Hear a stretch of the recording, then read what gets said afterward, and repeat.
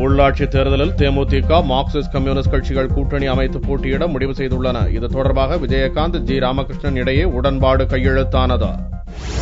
சென்னையில் உள்ள தேமுதிக தலைமை அலுவலகத்தில் அக்கட்சியின் தலைவர் விஜயகாந்த், மார்க்சிஸ்ட் கம்யூனிஸ்ட் மாநில செயலாளர் ராமகிருஷ்ணன் இடையே நடந்த பேச்சுவார்த்தையில் உள்ளாட்சி தேர்தலில் போட்டியிடுவது குறித்து உடன்பாடு ஏற்பட்டது. உடன்பாட்டின் கீழ் கோவை, வேலூர் ஆகிய மாநகராட்சிகளிலும், கோவில்பட்டி, பழனி, சிதம்பரம், கடலூர், ஜெயங்கொண்டம் உள்ளிட்ட 25 நகராட்சிகளிலும், ஸ்ரீவைகுண்டம், எட்டயபுரம், மேச்சேரி உள்ளிட்ட 61 பேரூராட்சிகளிலும் மார்க்சிஸ்ட் கம்யூனிஸ்ட் கட்சி போட்டியிடுகிறது.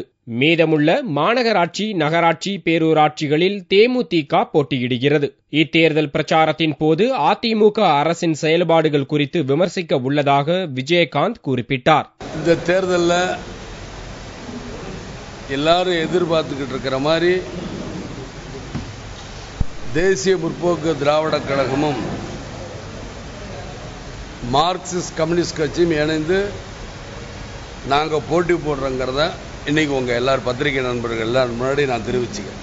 இது ஒரு நல்ல செய்தி.